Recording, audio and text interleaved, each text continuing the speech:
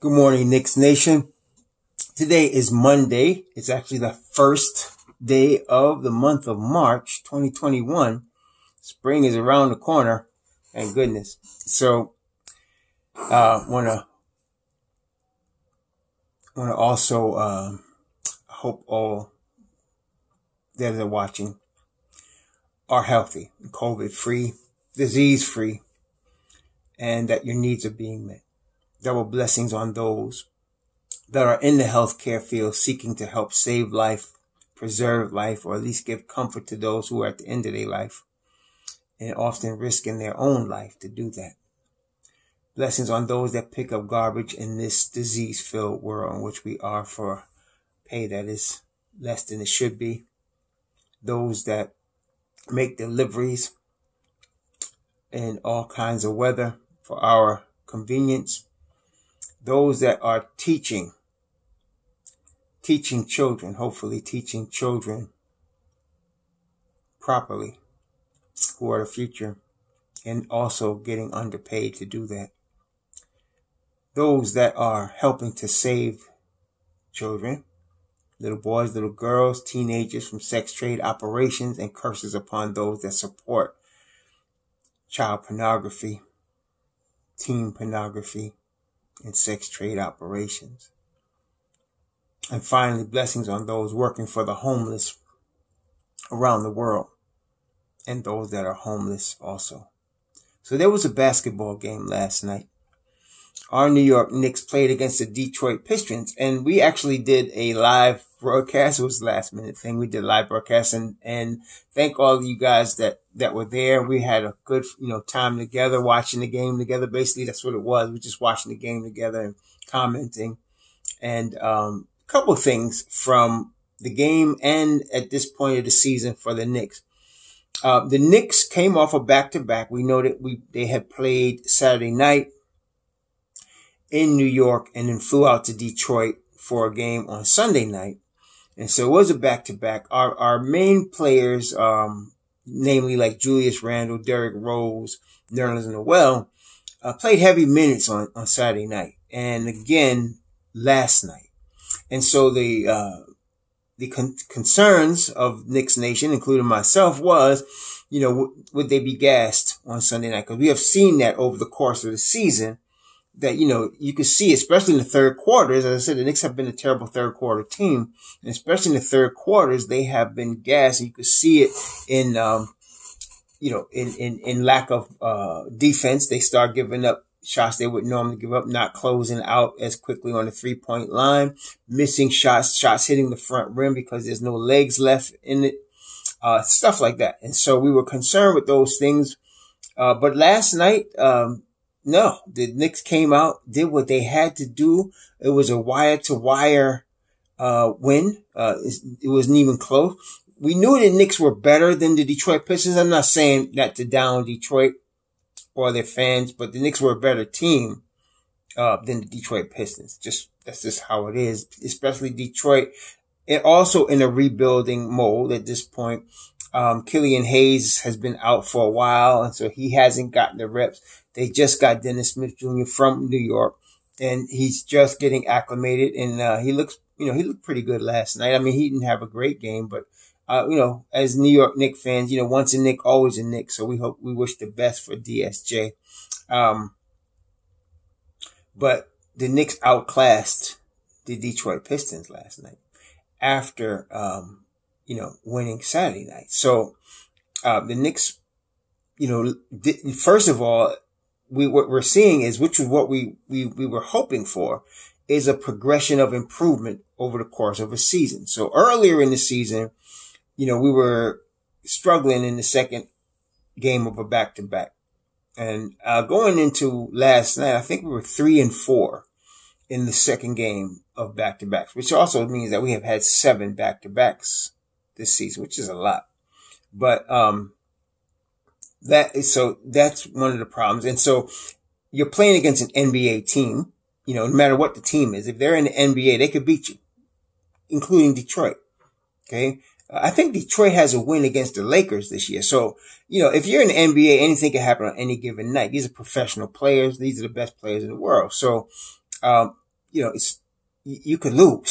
So, and the Knicks have found that out. I mean, we were playing against a Miami Heat team that, was struggling, and they beat us twice, so, but of course, Miami is better than their record indicated at the time. So, but anyway, the Knicks took care of business against a team they supposed to beat, which is a good sign. That's a sign of a team that's on the rise, getting consistency. Defensively, the Knicks were what they normally were, and they held the Pistons to 90 points last night, which is excellent. This is what we're looking for as we go forward. Now, again, I want to remind everyone, we're still in the first year of our rebuild. I think what ends up happening, and I'm blaming the media. It's not, what happens is a lot of younger people in Knicks Nation get caught up in it. A lot of people get caught up in it. But the media will start putting out stuff and then, make this trade, make that trade. We're in the first year of our rebuild. We pretty much have our core pieces for the rebuild. Now, after the season, as I keep saying, after the season, we could analyze and evaluate where we are and what we need going forward.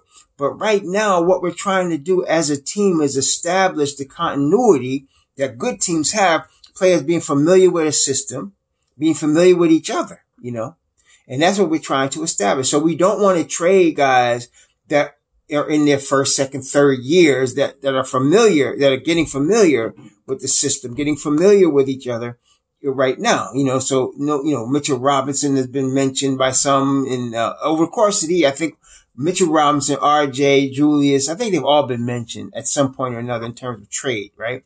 Usually by media types. The latest thing is the Karl Anthony Towns, Knicks wouldn't mind being reunited with Karl Anthony Towns, blah, blah, blah, blah, blah. This is not the time to talk about stuff like that. We're trying to create continuity. We're trying to create a system. Okay? Trying to build a culture. You can't do that if you keep making trades. Okay, now once we have established that, Knicks, now we can start talking about the Knicks in playoffs, and be serious about it. Beginning of the season, people were laughing at us if you mentioned playoffs with the Knicks. Okay, a lot of people were saying we weren't going to win more than 20 games. Vegas said 22 and a half. ESPN was with that. I think we can safely say the Knicks going to win more than 22 and a half games this year. Okay, we're already right now, they got 18, they're 18 and 17. So, they obviously didn't know what they were talking about. They didn't know, they underestimated Coach Thibodeau. They underestimated our talent that we had on our team. A lot of people saying we the Knicks need talent. We didn't need no talent. We just need a system and a culture, built for our team, for our organization. We hadn't had that in a while because they kept making stupid trades. One reason. But anyway, so now's not the time for that. Now's the time to build the culture, develop what we have. And now you go into the off season and see where you are. The Knicks, now we can start talking playoffs for the Knicks. How are we going to do in the playoffs? We're going to get swept in the first round. We're going to lose in the first round, in the tough first round. We're going to make it to the second round. We don't know. I mean, obviously we'd be, we don't consider, and we all in Knicks Nation, I think we're realistic enough to understand we're not a championship team. We're not expecting the Knicks in the finals this year, but making the playoffs, and given that first round, whoever we play, hell to pay, that's what we're looking for. We don't want to get swept in the first round now. Okay. But we're looking to win a couple of games or win a game or two and push whoever we're playing to the limit. Okay. If we win the first round, that would be a tremendous success. Right now, as it stands today on March 1st, the Knicks are 4th in the East. Now, all season long, the Knicks have been in that 6 to 8 range, and I expect them to make the playoffs in that range, 6 to 8. I don't expect them to keep the 4th spot, although it really feels good that we're in 4th spot right now. But the second half of this schedule is brutal. And, even though the Knicks are improving on a weekly basis, and this is the thing, they're getting better. This is the first time we've seen this in a long time, Knick Nation. I mean, where they're actually improving instead of getting worse and just hanging on. And I don't want to even use the term overperforming or whatever they try to use to act like we're not supposed to be where we are. We are supposed to be where we are. You are what your record says you are. We always say that, you are what your record says you are. And so the Knicks are 18 and 17 and 4th in the East. But as we're getting, now's the time of year where the horses come out. What do I mean by that? Now's the time of year where the real teams start to play.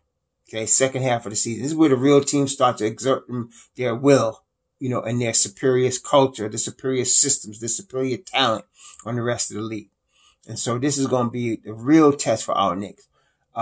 So I'm expecting us to be in that 6 to 8 range, for the playoffs.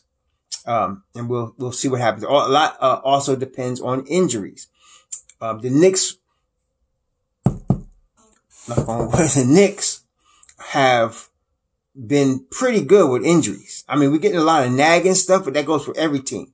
Only major one is Mitchell Robinson. He broke his hand and he's going to be back this year.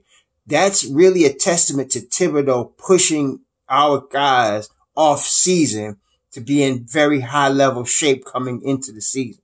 And as the season is progressing, our guys are getting, they're getting stronger. They're getting used to this grind and they're getting stronger.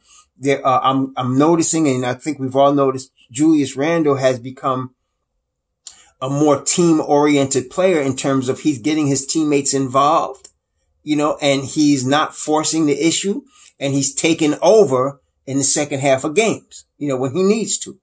That is tremendous from your star. That's what you want. You don't want your star to just go after numbers, and start trying to score 40 every night, and then you win, some games because of that. And that person will have tremendous stats. And then, you lose in the first round because your players around him have not developed. Julius is including everybody and we're getting development from all of our young guys. And remember, we got some young guys. Mitchell Robinson is still 22. Frank is 22. RJ is 20. Kevin is 20 or 21. These are some young cats. So, we're getting good development. We have at least, I think we can confidently say that between IQ, Mitchell Robinson, RJ Barrett, and Obi Toppin. Well, not really Obi, but RJ, Mitchell Robinson, IQ. I think we have 3 guys right there that's 22 or younger that are cornerstones. These guys are going to be good, all 3 of them. Now, I'm not saying Obi's not going to be good, but he's, we still got development. We got Kevin Knox. We got Frank. Frank is now back in the rotation, at least at this point. And so, we still seeing what we're doing with these guys. We haven't lost them yet. They're not, lost causes. They're all still in this system. So I don't think there's any other team let's say in the top 12 or top 16 in the league that has that many players that young playing major roles in the team's success. Even Julius Randle himself is only 26 years old. So, and that's your star. That's your superstar. That's what you want. So they're in a very good position, the Knicks right now. They're in a very good position. And we're at where we want to be, actually, realistically, in a real sense. We're where we want to be. So I'm not looking to make any major trades to go get Karl Anthony Towns or to get this one or that one. Right now, we just want to keep pushing what we're pushing. Now, off season, different story. We see what we can do in the off season. Again, though, I'm not willing to part with any of those 3 core young pieces that we're talking about in terms of RJ, Mitchell Robinson, or IQ for anybody right now. Now, when the Knicks are a threat to get to the finals, that's when you make those type of moves. So what I'm saying is, let's say in 2 seasons, the Knicks progress and now they're a threat to win the East 2 years from now. Okay. And I know some people are going to laugh, the haters are going to laugh, some knucklehead on ESPN or was talking some stuff. They don't look for the Knicks to be good for the next 2 years. Those are the same guys talking about 18 wins this season. But anyway, in about 2 seasons after this one, so, say 2023, the Knicks could be a threat to win the East at that time. By that time, we would have acquired more young players, through the draft. We would have acquired more young players. Whoever those players are at that time, if we're 1 player away from making the finals or being a threat to win it all, that's when you start making trades. And that's when nobody's left off the table pretty much, because now you're trying to get that next player to get you that next step, right? We're not there right now. And if you make trades now, you are hindering that progress. because you're hindering the development of the kids that's going to be the guys that put you in the finals in 2 seasons. So you see, so you don't want to mess with that right now. Karl Anthony Towns, no, not now. Even if you think he's not soft, which he is a little soft, but even if you think he's not soft, you don't want that right now. Victor Oladipo, if we don't have to give anything up for him, and we get him at a decent price, he just turned down 2 years, $45 million as an extension from Houston. He turned that down. I don't know why he turned that down unless he just don't want to be in Houston, because he ain't getting no more money than that. I mean, he might get a 3 or 4. Maybe he wants more longer term. Okay. But he's not getting no $25 million a year. He's not getting no $100 million contract. Now, the Knicks better not give it to him, because he's not worth that right now. He's a great third option though. At this point, I think he's like 28. He's a tremendous third option. If we could get Victor Oladipo in the open market with our cap space and not give anything up. Oh, and you have, you have Derrick Rose. You're going to probably have Derrick Rose another season. You got Derrick Rose. You got, Victor. You got RJ. And then of course, Mitchell Robinson and Randall. Now we dangerous. Then you still got your team on the bench, your IQs, your Franks, your Burks. You still got, a nice bench, your Obi Toppins, and he's going to be developing. You're looking for development from Obi. By the way, he looked a little out of sync again last night. I'm concerned with Obi, man. He's got some ways to go. He got some development to go, but just keep working with the kid. And then of course you got your Kevin Knoxes. So we will be then pushing to that next level. Okay. And Victor Oladipo is going to be a free agent. So we don't have to give up anything for him right now. Of course, Houston's going to want something for him, but that's their problem. That's not our problem. Okay. So, we just wait. Remember the Carmelo Anthony situation. The Knicks could have waited to the end of that season to try to sign Carmelo, but they traded away half the team that they had just started developing to get Carmelo. And I believe that set us back a little bit. Okay. That set us back a little bit. So we don't want to do that again. So let's just wait, and develop what we have right now. Let's go to war. And I think that's what we're going to do. We're going to go to war with what we got. Some of y'all are looking for a backup center because of the center problems we had. Listen, man, Nerlens Noel is playing good. I mean, I don't know what everybody's expecting. Are you expecting him to be a superstar? He's playing very good defense. He's defending the paint. He's not, okay, so he got butterfingers. He's not going to catch the ball. Hey, but you're going to get something like that from everybody. So until Mitchell Robinson gets back, the fact that we had Nerlens in the beginning of the season, we already were saying we're deep at 5. Some people talk about we're thin at the 5. I don't know what you're talking about. Mitchell Robinson is an all NBA defender type player. And now you got Nerlens Noel, who's not quite Mitchell Robinson, but we ain't lost much. And that's what we didn't think we were going to do. And then we had Taj Gibson as the backup. He sprained his ankle. Last night, we didn't have Taj. We didn't have Mitchell Robinson. We had Nerlens Noel, and we have Julius playing some 5. And it worked out fine. Okay. We're good, man. So let's just, calm down with all that. Like I said, we were going to get a backup center. I would like to have gotten a guy like a Kyle O'Quinn. Somebody that's going to be on Taj Gibson's level. That's going to help us like that. And I would have loved to have Kyle O'Quinn, but someone mentioned that he was in Turkey on a contract right now. But I would love to get a guy like that just to plug in for the, toward the end of the season. But I'm not going to make no major moves right now as far as trying to change our team. Off season, Nerlens is playing really good. And if we get into the playoffs and don't let us win, the first round, Nerlens is looking for some money. Okay. We may not want to pay him a lot of money. I don't know how that's going to work. In that scenario, we might be talking about a Mo Bamba, at that point, because Mo Bamba is good. I mean, he's got talent. We have in the NBA right now, there's a glut of 5s. There really is. There's a glut of 5s in the NBA. I mean, if you look at the teams around the league, Orlando got Vucevic, and then they got some no-name cat that's come out of nowhere, and that's why Mo ain't getting no PT. They got that. Philly got Embiid. Toronto, who's Toronto sent? Toronto. Let's see. They're playing Siakam at this. They're going small the ball. They're playing Siakam at the center. Okay.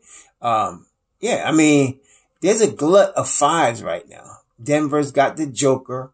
Karl Anthony Towns in Minnesota. Steven Adams in Oklahoma City. Nurkic is in Portland. You got Gobert in Utah. You got, there's a glut of centers. There's Ayton. There's a glut of centers right now in the NBA, a glut of fives, So it's hard for a five to break in right now because there's just so many out there. Bam Adebayo, you got him. I mean, there's a lot of good fives out there. So it's just not as much, there's not many job opportunities for a five, normally. So there's a glut of fives and we got a glut of fives. So even with injuries, we're good at the five, but I would, if Nerlens decides he wants, or somebody gives him more money than we're willing to pay, we can, I would say let's go get Mo Bamba if we could get him, because I think he'll be available. Orlando, there's another guy. Who's this guy? He's a guy that came out of nowhere. The coach has been raving about him. The player's been raving about him. His name is Kim Birch. And he has replaced Mo Bamba as the backup. Mo Bamba's third on the depth chart. This cat Birch is apparently, they're all high on him. So that leaves, Bamba can request a trade, or request or whatever and try to get to another team. Like I said, then I would look, but that's off season. That's not right now. Right now we're going to war what we got. Okay. So we're good. The Knicks are good. Like I said, when we get ready off season, take a look at what we got in the draft, take a look at what's available.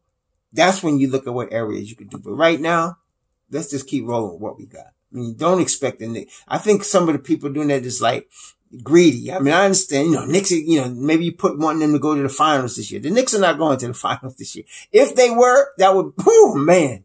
But just to make the playoffs for the Knicks, I was talking about 31 wins. And I said there's a good possibility they can outperform that number. And I think we're on pace to do that. But, to be fourth in the East at this stage of the season is a tremendous accomplishment for the New York Knicks. Tremendous. In a rebuild, right? So, and then to talk about being between 6 and 8 in the playoffs this year, that's, I'm trying to tell y'all, man, like, if you gotta play, let's say the Knicks were the 6th seed, right? They would play, if they were the 6th seed, they'd be playing the Bucks in the 7-game series. The Bucks don't want to see us for 7 games. I mean, I'm saying the Bucks will win the series, but they don't want to mess with us. They can get somebody hurt. We're going to push them. There's no question. The Knicks will push them. Okay. This would be no joke. It'd be a war, right? But that's what I'm saying. No team wants to see the Knicks in the first round. If we were to play right now as it stood, we'd be playing the Miami Heat with home court advantage. And I like our chances. You know what I'm saying? So I'm thinking 6 to 8 at the end of the season. The Knicks be getting better. We do what we can in that first round. Do what we can, against whoever we playing. I would love to see them beat Brooklyn. I would love to see the Knicks beat Brooklyn. Can't stand Brooklyn. But anyway, even though I got a lot of relatives in Brooklyn, but y'all know what I'm saying. Can't stand Brooklyn. James Fatboy Harden.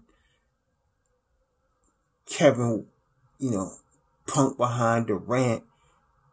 Kyrie tripping out Irving. I can't stand them. I would love to see us beat them in the playoffs. But anyway, I know they favored to go to the finals, represent the East. They got the talent. But I would love to beat them. But anyway. So the Knicks, I like our chances this year. We're just trying to get playoff contention. And that'll be a good step forward for us. And then over the course of the next off season, another year of development, another year of these guys playing together. And I'm trying to tell y'all, RJ Barrett's going to be a problem. He really is going to be a problem. And he's only 20 right now. He's going to be a problem. Mitchell Robinson is going to be a problem. Julius Randle is going, and Emmanuel Quickly. Last night, the floater came back. Hadn't seen that floater in like 3 or 4 games, right? I mean, he had not hit one in like 3. He had lost it. I was like, it was like his bread and butter earlier in the season. And the last night it came back. He hit like 2 floaters last night. Came back. So, and he hit some threes. He's going to be a problem. The Knicks are going to be a problem. So next year, I'm excited. So if we could get somebody to plug in there that's not a max, I don't think we should get a max player. this coming season. I mean, who knows? You know, all of a sudden AD decide he don't want to play with LeBron no more, or Milwaukee loses in the first or second round and Giannis said, I'm out. You know, we never know what's going to happen. But those things are, you know, you don't expect that kind of stuff. You don't look for that. So we're probably not going to get a superstar this year, but we can get a high level guy for a third option, like a Victor Oladipo. That would be good because that would really help us go to that next level, right? So that's what we're looking for. So, or Zach LaVine, you know, that would be good. Right now, Chicago is 15-17. They've been playing pretty good. Recently. They were as high as like 6 at one point, but right now it looks like they are in the 10th spot. So they still would be in the play-in if it was to start today. Yeah, Billy Donovan's a good coach, so we'll see what happens. But the next game we have is a tough one. This one coming up, man. We're playing, San Antonio, 17-12. They've had a number of games postponed because of COVID. I think they've had the most games in the league. They've only played 29 games. The Knicks have played 35 games already. So, we're going down there. It'll be the second night of a back-to-back for San Antonio, but this is not going to be easy. You know, San Antonio. They're a good team. They're always there, man. You know, they missed the playoffs last year, but that's a rarity. They're a good team. DeJounte Murray, DeMar DeRozan, Keldon Johnson, they all doing work. They're doing work. Even with LaMarcus Aldridge, who's now showing his age, but Lonnie Walker, you know, they got Devin Vassell. They got Trey Jones. They got a nice team, man. And I don't care if you get 5 high school players, Pop's gonna make them play. You know, that's just how it is, man. So this is not going to be easy. This is actually a pretty big game for us. I'm expecting a loss. I'm expecting us to take a L, but I'm not going to be disappointed if we do. But if we go down there and beat San Antonio, that's going to be big time. That's going to set us up very nicely because I think the All-Star break is after our last home game is, before the All-Star break is against Detroit. And I think we get a week off after that. That would set us up nicely imagine going into the, All-Star break with a 5-game winning streak. That's, you can't really ask for much more than that. Going into the All-Star break with a 5-game winning streak, you get everybody rested. You get practice time. You get to work on your game. That would be really good. So this San Antonio game is pretty big in that regard. I would like us to win this game, but I would not be surprised if we lost it because, like I said, it's been hard, but the Knicks have been playing ball now. So we're going to see what happens. You know, of course, Knick Nation, we're going to be there watching that game. We're going to be up on this 8:30 on Tuesday. That's tomorrow night, 8:30, in San Antonio. So let's get this W. Let's go in there. Let's go in there and punch these dudes in the mouth in their own home court. See if we can come out with this W. All right. Meantime, y'all be safe out there, please. Be safe. Be careful. Stay healthy. And shalom.